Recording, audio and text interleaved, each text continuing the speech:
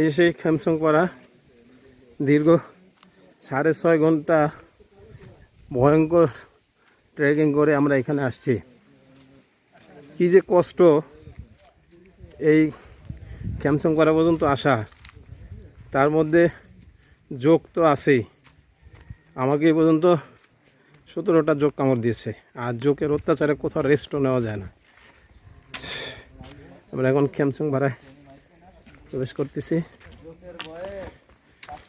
এই খেমসংপাড়া আমার কাছে খেমসংপাড়া আসাটা ভয়ঙ্কর কষ্ট বলে মনে হয়েছে।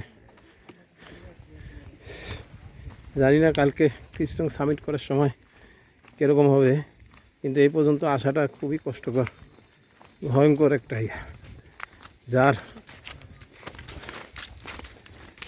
অদম্য ইচ্ছা এবং মনোবল থাকবে